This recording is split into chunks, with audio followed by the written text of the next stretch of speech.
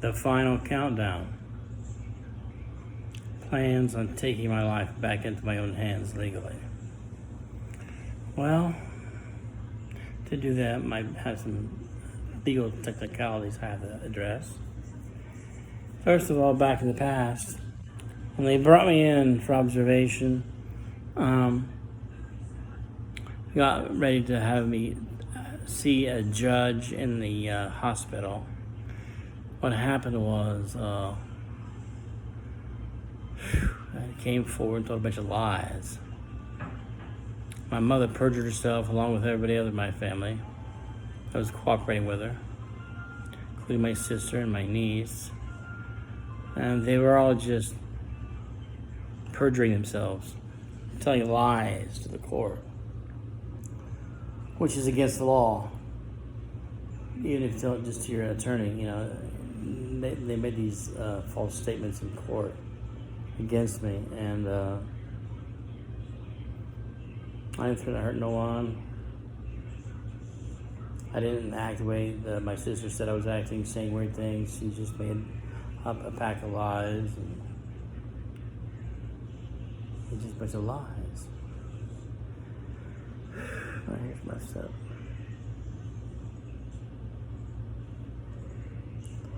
Okay. A little vain here. Vain about my looks. Anyway, yeah.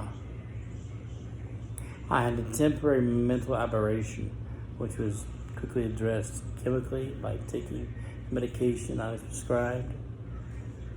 I had some side effects that were serious. Risperidone has serious side effects on the body itself.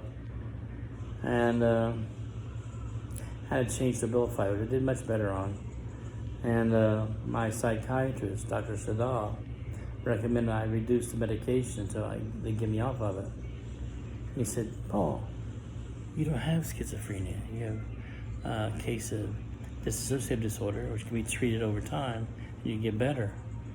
That's what he told me.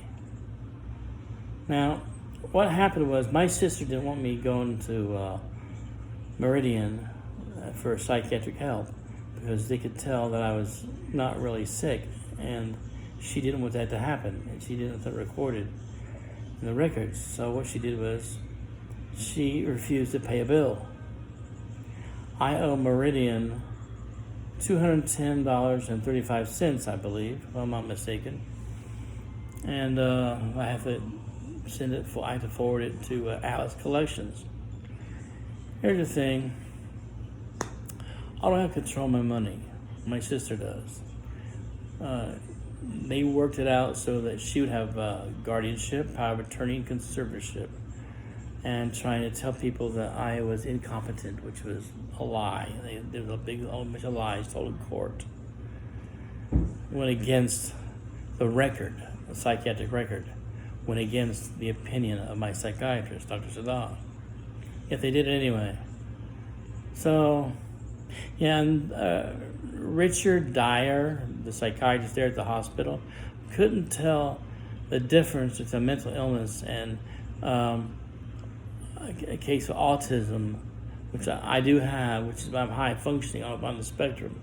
He couldn't tell the difference. He in my opinion, he's just incompetent. So they were testing my memory. They were testing at the hospital.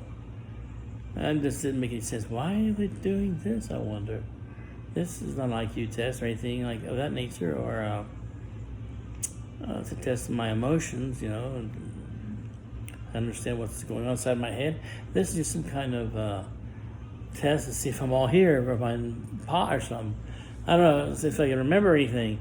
It was a memory game they played with me, and I passed it. I don't understand why they're saying the things that they're saying, except that I kind of like being railroaded or framed or whatever, and basically when they went to court inside the hospital, in a hospital room, I had a meeting there, a kangaroo court with an attorney appointed for me who I couldn't talk to before I went there.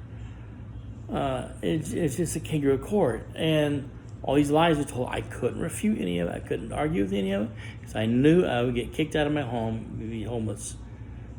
if I had a clean bill of health and I was not guilty of things they said I was guilty of, I would have nowhere to live. I would get kicked out. I just went along with it. But now I think I have a friend. With that person's help, I'm eventually going to be able to file a class action lawsuit against my current guardian in the near future.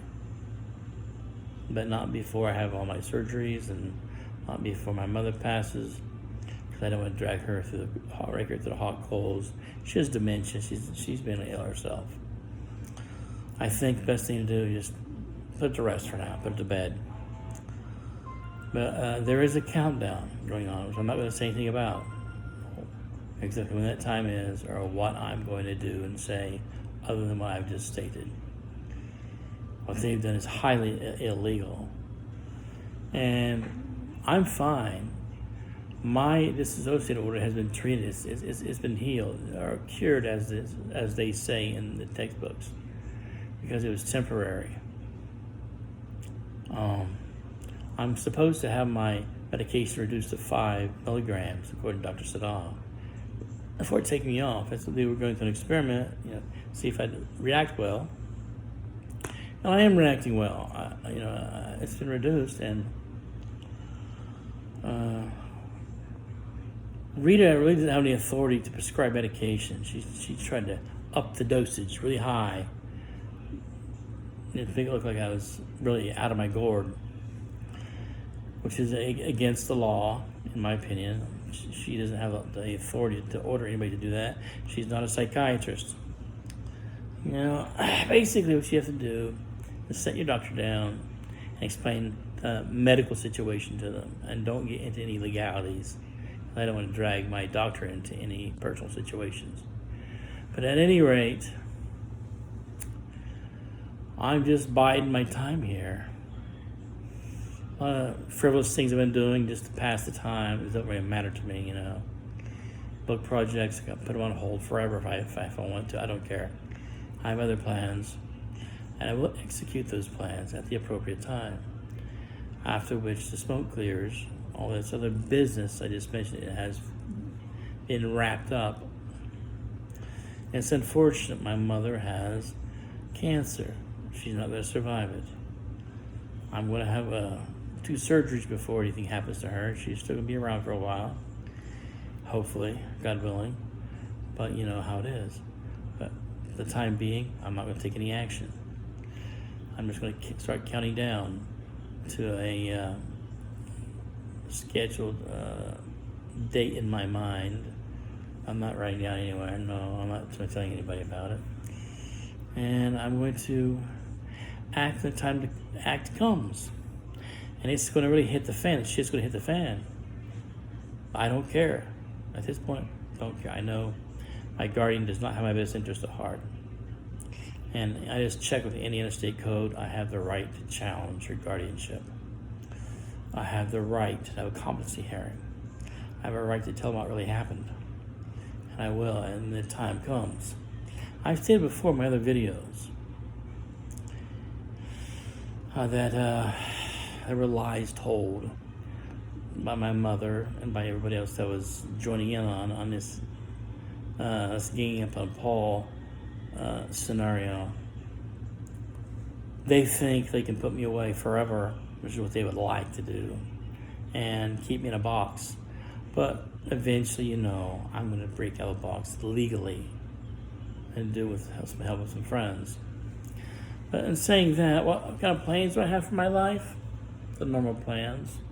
Marriage, start a family, find a place to live, just collect Social Security.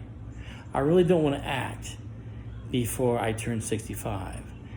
I might even wait till I'm 70 years old. I don't know yet.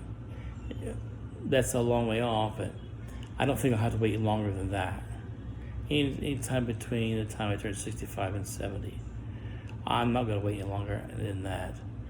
I mean, it's going to hit the fan pretty hard. And I'm not going to give a shit about things lying around the apartment, books or notebooks or whatever. I'm not going to give a damn about any of that. The phone. The phone service will be cut off because we won't pay it anymore. I know that's how she is. She is very mercurial and vengeful and spiteful. But beyond that, I can't really see much better character because I'd rather say it in a court of law when the time comes. This is all there is to say to you. This is all I'm going to say about it for now. The countdown has begun. Over and out.